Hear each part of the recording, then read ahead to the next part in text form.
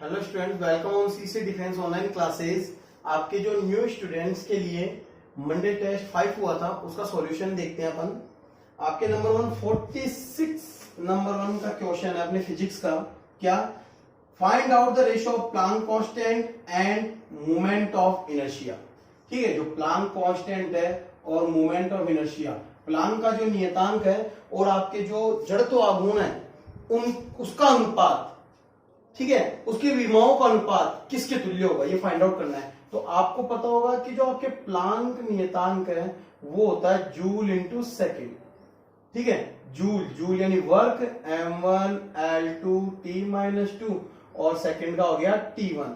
जैसे अपन इसको सोल्व करेंगे तो क्या बन जाएगा, m1 l2 t-1 और जड़त्व आघूर्ण का क्या होता है ml²। जैसे अपन इसको कट करेंगे किसके इक्वल आ गया, t-1। अब t-1 डायमेंशन किसकी होती है ये अपन फाइंड आउट करते हैं, ऑप्शन से पता करते हैं। तो ऑप्शन में आपको दे रखा है वेलोसिटी, नंबर 1 है वेलोसिटी और वेलोसिटी की डायमेंशन आप जानते हैं L1 t-1। सर ये ऑप्शन नहीं है। सी है आपके कोणीय संवेग, कोणीय संवेग होता है L इक्वल टू mv/r। ठीक है, तो सर इसकी डायमेंशन नहीं होगी क्योंकि m1 आएगा तो ये है ही नहीं। अब देखते हैं अपन टाइम, तो टाइम क्या हो गया सर t1, तो ये भी ऑप्शन। तो आपके लास्ट 4 जो होगा डी ऑप्शन, वो क्या है फ्रीक्वेंसी, और फ्रीक्वेंसी क्या होती है पीरियोडिक टाइम का रेसिप्रोकल और काल का व्युत्क्रम, तो इसकी डायमेंशन क्या होगी t-1। तो आपके ऑप्शन नंबर डी क्या होगा, राइट। 46 का ऑप्शन नंबर डी राइट है। अब अपन इसी प्रकार क्वेश्चन देखते हैं 47। ठीक है, 47 थोड़ा सा लेंथी क्वेश्चन है आपके लिए, थोड़ा सा मैं बता दूं तो देखना, n1 आपको दे रखा है, जो नंबर सिस्टम अपने गिवन होता है वो n1 होता है 4 ग्राम पर सेंटीमीटर क्यूब। ठीक है, और बोल रहा है कि एक दूसरी मात्रक पद्धति है, नंबर यानी यूनिट सिस्टम है। ठीक है, इसके अंदर बता रहा है जो मास है ना, मास वो आपको कितना लेना है, मास आपको लेना है 100 ग्राम। ठीक है, यानी m2 हो गया, और l2 कितना लेना है आपको, लेंथ बता रहा है आपको लेनी है 10 सेंटीमीटर। तो आपको यदि पता हो तो जो अपनी डेंसिटी होती है उसकी डायमेंशन क्या होती है m1l-3।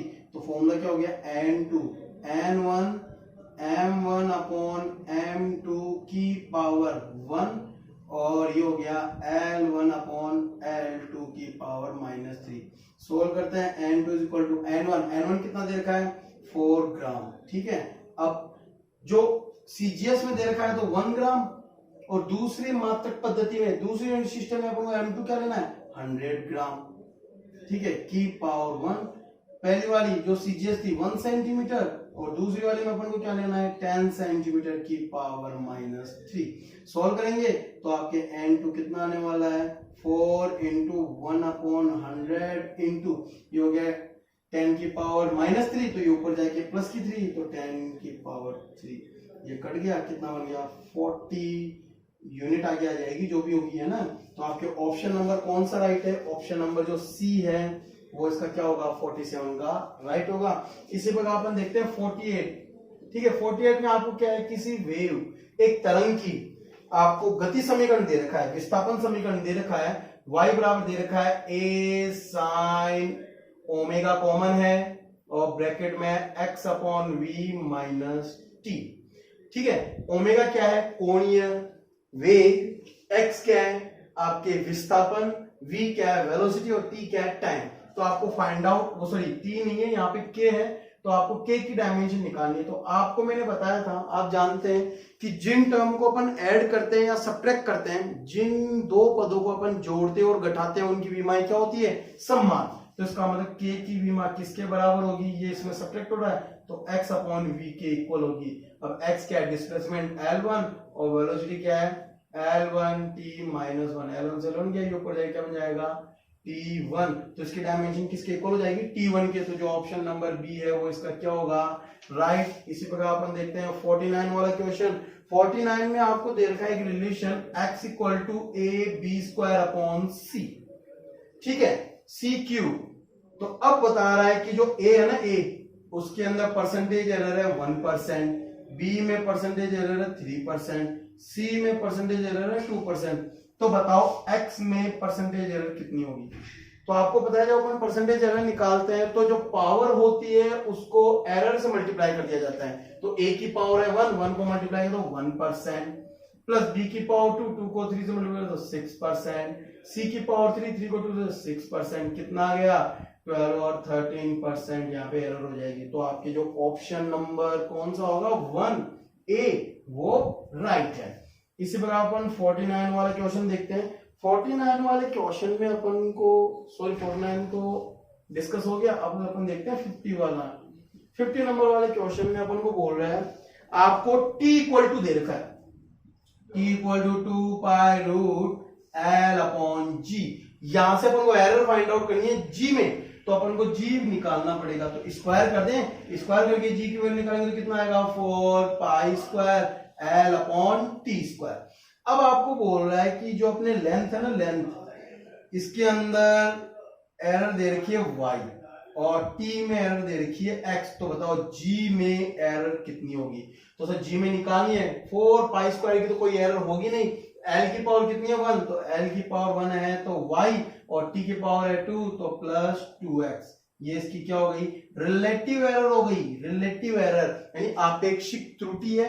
अगर परसेंटेज त्रुटि होती तो आपको परसेंटेज देता, परंतु ये आपके रिलेटिव एरर है, आपके आपेक्षिक त्रुटि। इसी प्रकार अपन क्वेश्चन देखते हैं। आपके जो 51 वाला क्वेश्चन है उसके अंदर क्या बोल रहे हैं डायामीटर यानी वृत्त का जो डायामीटर होता है व्यास, उसके अंदर आपको एरर दे रखी है कितनी 4%। तो पूछ रहा है रेडियस में कितनी होगी। तो सर रेडियस कैसे निकालते हैं d/2 यानी d की पावर 1 है तो रेडियस में भी जो परसेंटेज एरर होगी वो कितनी होगी 4% होगी। तो जो आपके ऑप्शन नंबर 50 के अंदर तो ऑप्शन नंबर 3 राइट है, ठीक है।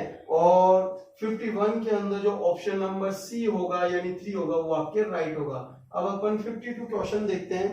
52 क्वेश्चन के अंदर अपन को क्या बोल रहा है, जैसे क्वेश्चन में बोल रहा है वैसे अपन एक डायग्राम बनाकर वेक्टर के बीच में एंगल फाइंड आउट करेंगे। कैसे देखना, सबसे पहले बोल रहा है कि a vector plus b vector is equal to c vector, ठीक है।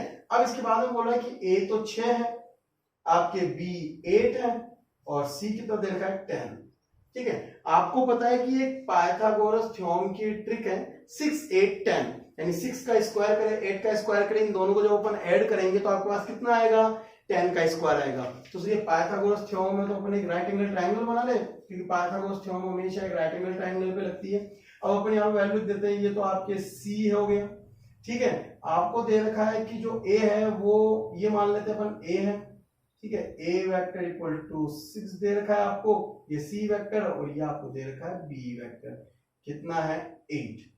अब इसमें डायरेक्शन लगाते हैं कि a की डायरेक्शन b की डायरेक्शन और c इसके अपोजिट। अब पूछ रहा है एंगल फाइंड आउट करना है बिटवीन, एंगल निकालना है a और c के बीच में, ठीक है। a और c के बीच में एंगल निकालना है, a और c के बीच का एंगल ये फाइंड आउट करना है।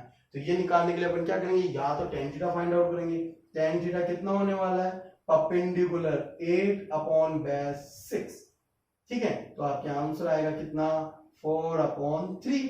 या अपन cos थीटा निकाले तो cos थीटा क्या होता है बेस, बेस यानी 6 और हाइपोटेनियस 10 यानी आधार बटे कर्ण। तो इससे सॉल्व करेंगे तो आपके 0.6 आएगा।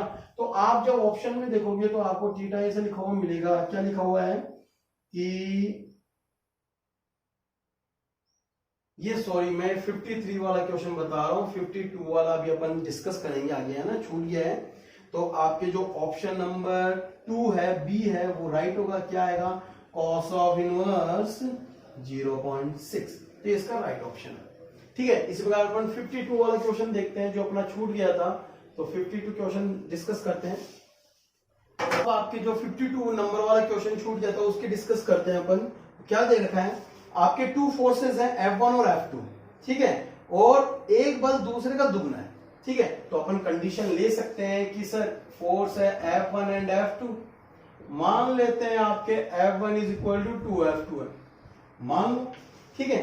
अब क्या बोल रहा है, तथा परिणामी बड़े बल के तुल्य है। जो रिजल्टेंट आएगा ना, रिजल्टेंट वो भी F1 के इक्वल है। F1 के इक्वल तो अपन जानते हैं रिजल्टेंट का फॉर्मूला क्या होता है, square root of F1 square plus F2 square plus 2F1 F2 cos theta.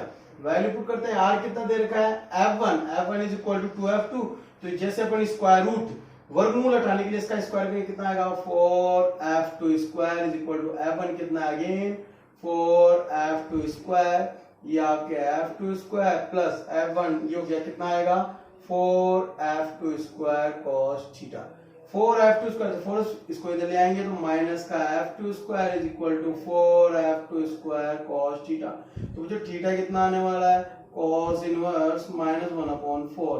It is the right option. तो आपके जो ऑप्शन नंबर सी है वो आपके इसका राइट होगा। अब अपन 54 नंबर वाला क्वेश्चन डिस्कस करते हैं, है ना। 54 नंबर वाले क्वेश्चन में क्या बोल रहा है, एक पार्टिकल जो r रेडियस के वृत्त में v वेलोसिटी से चक्कर लगा रहा है।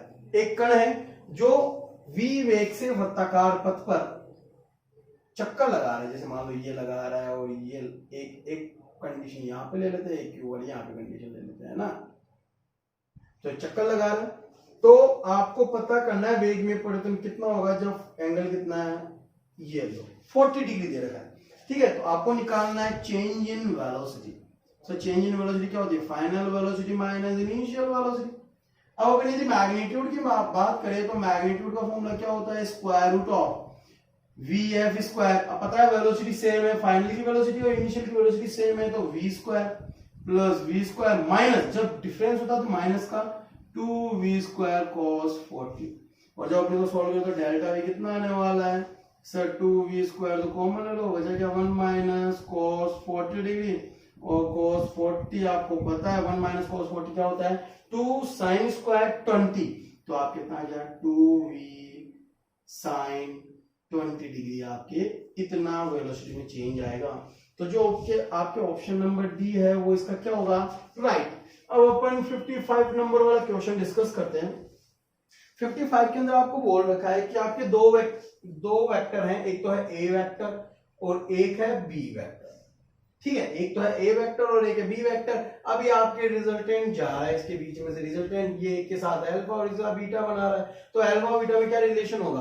तो बच्चों ध्यान दें क्या कि यदि ए का मैग्नीट्यूड बी से बड़ा होगा ना, जिस वेक्टर की वैल्यू बड़ी होगी दूसरे वेक्टर से, तो उसके साथ बनने वाला एंगल क्या होगा छोटा होगा। कैसे, जैसे वेक्टर बड़ा है तो इसका रिजल्टेंट इसके टुवार्ड हो जाएगा, यानी इसकी तरफ झुक जाएगा, इसकी तरफ झुकेगा तो इसका कोण क्या होने वाला है कम। तो इसका मतलब आप समझ रहे होंगे यदि a ग्रेटर देन b है तो इसका मतलब अल्फा लेस देन बीटा होगा, ठीक है। तो जो इसके अंदर ऑप्शन नंबर सी है वो क्या होगा राइट। अब अपन 56 नंबर वाले क्वेश्चन की डिस्कस करते हैं। असमान बलों की न्यूनतम संख्या बताइए जब इनका परिणामी शून्य होता है। तो बच्चों बड़ा ही सिंपल है। सबसे पहले आपको बोले कोलीनियर वेक्टर जिनका सम कितना है 0। कितने होते हैं नंबर ऑफ वेक्टर, यानी कि जिनका योग 0 हो, ये कितने होंगे 2, ठीक है। ये तो कोलीनियर की बात थी। अब आता है कोप्लेनर। कोलीनियर का मतलब संरेखीय सदिश। संरेखीय सदिश कितने होंगे जिनका योग 0, तो वो होते हैं 2। अब बात करें कोप्लेनर वेक्टर, यानी समतलीय सदिश कितने होंगे जिनका योग कितना होता है 0, तो वो होते हैं आपके 3।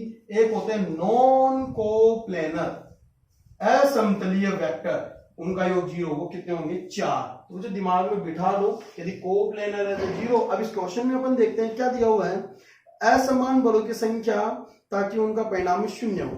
आपको नॉन कोप्लेनर नहीं बोल रहा है, नॉन कोप्लेनर या नो कोप्लेनर है नहीं बोल रहा है, तो इसका कोप्लेनर है। कोप्लेनर तो कितना आंसर आएगा 3।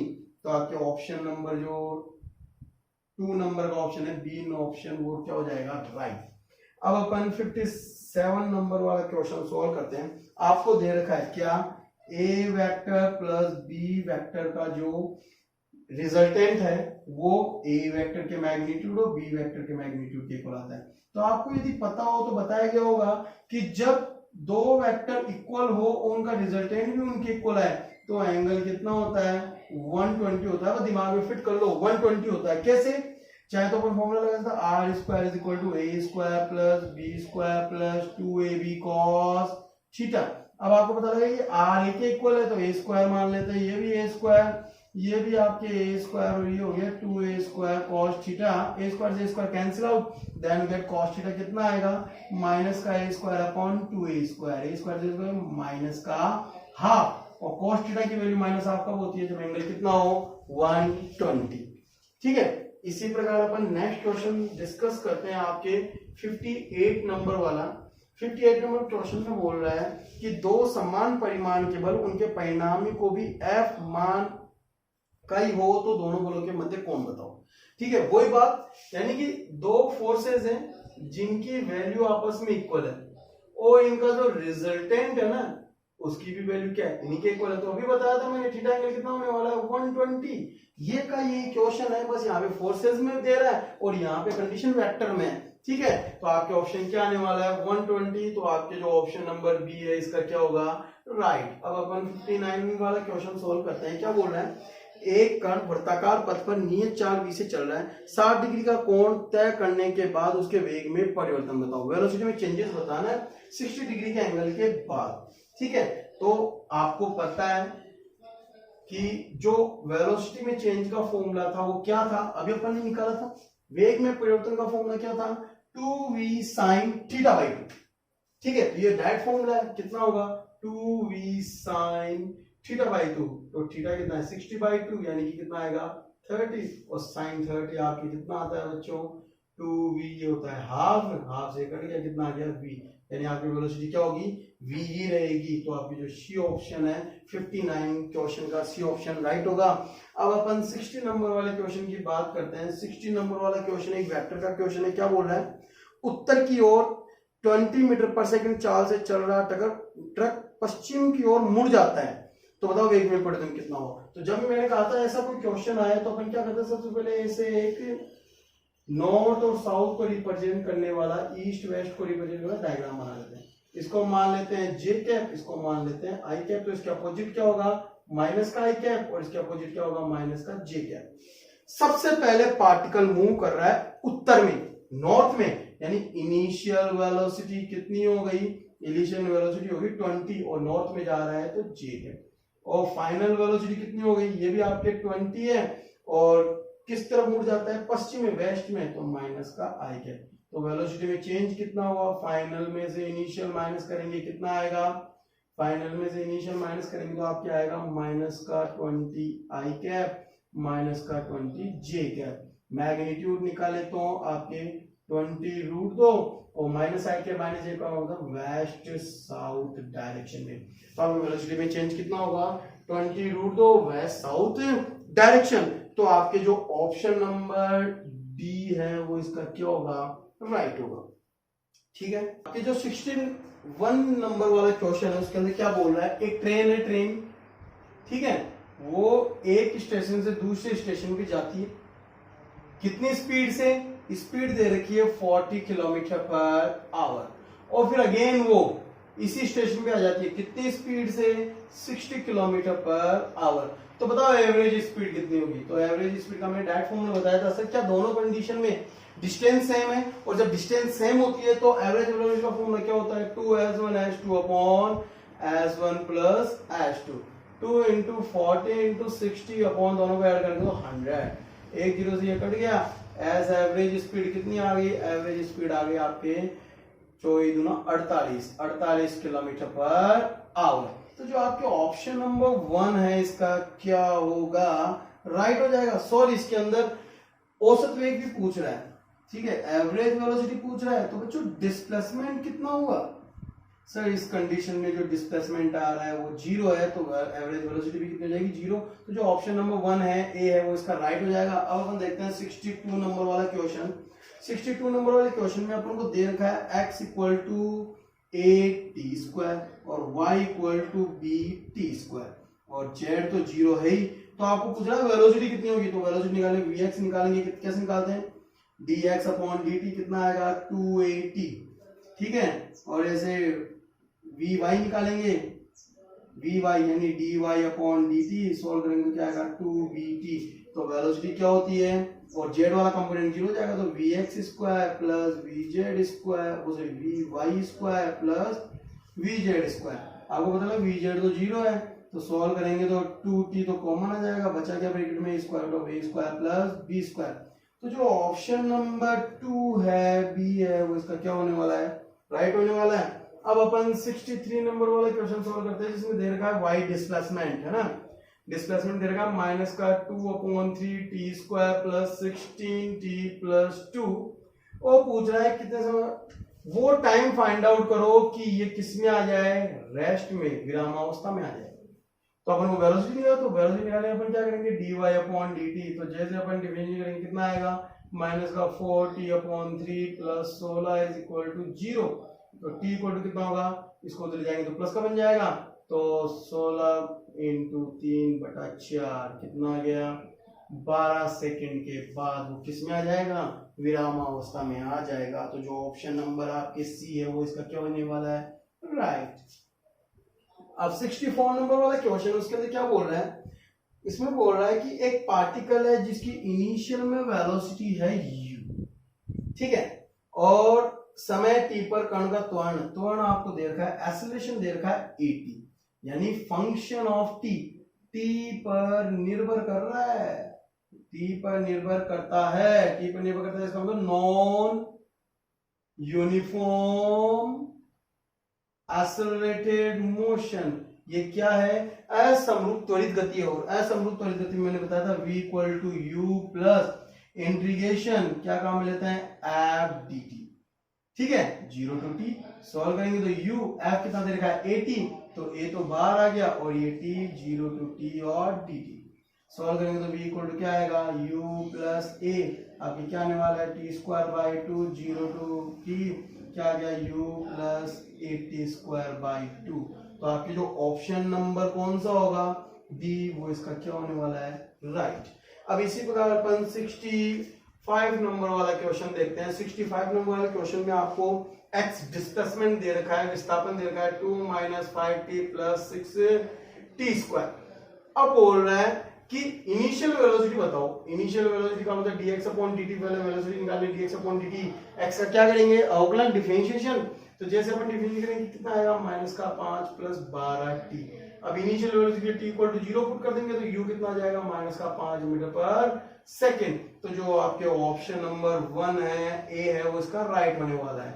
आपके 66 क्वेश्चन बोल रहा है, क्या बोल रहा है, एक कण विरामावस्था से चलना प्रारंभ करता है ना, यानी रेस्ट से स्टार्ट हो रहा है, रेस्ट से स्टार्ट हो रहा है, और उसके द्वारा जो आपके थर्ड सेकंड है, ठीक है, जो तीसरा सेकंड है और जो फोर्थ सेकंड है, इनका रेशियो पूछ रहा है, दूरियों का अनुपात। तो आप जानते हैं फॉर्मूला क्या होता है, u plus a by 2 2n minus 1, u तो 0, फॉर्मूला क्या आ गया 3 6 में 5 5a बाई 2, और इसको सॉल्व करेंगे तो u तो 0 हो गया, a बाई 2 4 दूनी 8 में 0 7। तो आपको एज थर्ड और एज फोर्थ यदि निकालेंगे तो कितना आएगा 5/7 रेशियो के इक्वल आएगा।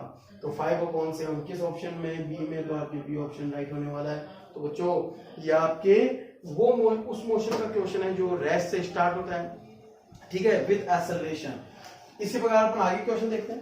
अब अपन 67 नंबर वाला क्वेश्चन देखते हैं। इसमें आपको दे रखा है कि एक पार्टिकल है जो 40 सेकंड के लिए मोशन करता है, ठीक है, और विरामावस्था से प्रारंभ हो रहा है, रेस्ट से स्टार्ट होता है, यानी u कितना है 0, और a क्या है बच्चों यहाँ पे कांस्टेंट, और जब a कांस्टेंट है तो आपको पता है s क्या होता है, यानी डिस्टेंस टेबल क्या होती है, जो आपके डिस्टेंस टेबल होती है वो t स्क्वायर की डायरेक्टली प्रोपोर्शनल है, ठीक है। तो अब ये बोल रहा है कि यदि आपके t इक्वल टू 20 सेकंड में पार्टिकल के द्वारा ट्रेवल डिस्टेंस s1 है, ठीक है, s1 है, तो t इक्वल टू 40 सेकंड में कितनी हो जाएगी, तो सब 40 सेकंड में अपन ने टाइम को क्या कर दिया, ट्वाइस कर दिया, तो आपकी डिस्टेंस कितनी होने वाली है, डिस्टेंस हो जाएगी t स्क्वायर, यानी इसका दुगना यानी कि 4s1 हो जाएगी। तो बच्चों डिस्प्लेसमेंट कितना हुआ, s2 minus s1 is equal to 3s1।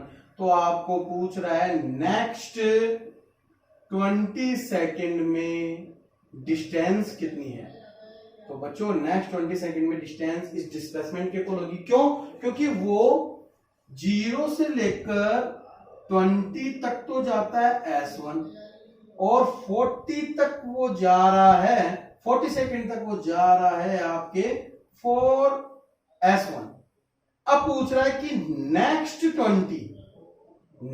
20 का मतलब ये आगे वाला पोर्शन, तो ये कितना हो गया, 4 में से s1 गया तो 3s1 के इक्वल, तो आपके इसका क्या होगा 20 सेकंड, नेक्स्ट 20 सेकंड में ट्रेवल डिस्टेंस है, तो आपकी जो ऑप्शन नंबर सी है वो इसका क्या होने वाला है, राइट होने वाला है। 68 नंबर अपन क्वेश्चन सॉल्व करते हैं। आपको पूछ रहा है डिस्प्लेसमेंट और दूरी के बीच में यानी कि रेशियो है ना, तो बच्चों अपन जानते हैं कि जो आपके डिस्प्लेसमेंट का मतलब जो विस्थापन होता है उसका परिमाण हमेशा डिस्टेंस यानी दूरी से क्या होता है, छोटा। तो जब अपन डिस्प्लेसमेंट में डिस्टेंस से डिवाइड करेंगे तो इसका मैग्नीट्यूड क्या होने वाला है, लेस देन इक्वल टू 1। तो जो आपके ऑप्शन नंबर डी है इसका फोर्थ है वो क्या होने वाला है, राइट होने वाला है। अब अपन 69 नंबर वाला क्वेश्चन सॉल्व करते हैं जो मैंने बना रखा है। वेलोसिटी और टाइम ग्राफ दे रखा है, आपको पूछ रहा है कि बताओ 5 second t equal to 5 second के अंदर डिस्टेंस कितनी होगी। तो डिस्टेंस पूछ रहा है, तो डिस्टेंस आप जानते हो कि एक तो पोर्शन ये है इसका एरिया, एक पोर्शन ये है इसका एरिया, और एक पोर्शन ये है इसका एरिया। अपन क्या कर लेंगे, मोड के साथ यानी विदाउट साइन, चिन्ह के बिना ऐड कर लेंगे, तो जो आंसर आएगा वो क्या होगी, डी डिस्टेंस होगी। फाइंड आउट करें तो अपन सबसे पहले निकालते हैं A1 एरिया। तो सर A1 एरिया इसका क्षेत्रफल कितना होगा, तो ये एक अपन समलंब चतुर्भुज ले लें, इतना इधर वाला, तो ये होता है 1/2 पैरेलल साइड्स, ये देखो पैरेलल साइड्स, तो ये 20 है ये 10 है, तो दोनों का 20 प्लस 10 और इनके बीच का डिफरेंस 1, 30 में 2 का भाग दिया 15 मीटर।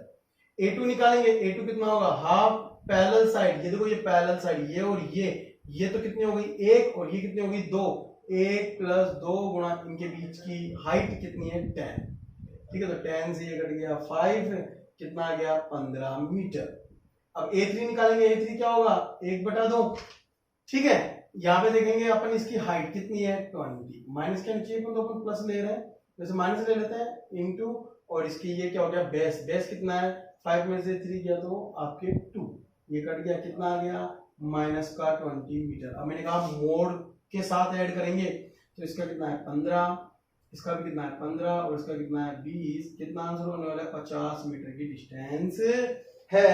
तो जो ऑप्शन नंबर सी है वो इसका क्या हो जाएगा आपके राइट। अब नेक्स्ट क्वेश्चन देखते हैं अपन 70 नंबर वाला क्वेश्चन, वो क्या बोल रहा है, वो बोल रहा है कि एक पार्टिकल विरामावस्था से चलना प्रारंभ करता है, यानी इनिशियल वेलोसिटी कितनी हो गई 0, ठीक है। 10 सेकंड पश्चात कण का वेग t equal to 10 second after, ठीक है। वेलोसिटी इसका वेग कितना हो जाता है आपके 30 मीटर पर सेकेंड हो जाता है, तो बताओ एक्सेलरेशन कितना होगा। तो आप जानते हो फर्स्ट इक्वेशन ऑफ मोशन क्या बोलती है, v equal to u plus 80, तो v इक्वल टू 80, u 0 है तो a इक्वल टू क्या होगा v अपॉन t। बच्चों फाइनल वेलोसिटी कितनी दे रखी है 30 और टाइम टेकन कितना है 10 सेकंड, कितना आ जाएगा 3 मीटर पर सेकंड स्क्वायर। जो ऑप्शन नंबर आपके सी है वो इसका राइट होने वाला है। तो ये आपके मंडे टेस्ट के पेपर का सॉल्यूशन था। तो इसी लेवल तक के अपने न्यूमेरिकल्स आते हैं, कुछ बेसिक अपने क्वेश्चन थे वो भी अपन डिस्कस करेंगे जो थ्योरेटिकल पोर्शन के होते हैं, वो आपको वीडियोस के अंदर प्रीवियस ईयर के क्वेश्चंस के अंदर बता दिए जाएंगे, ठीक है। Thank you.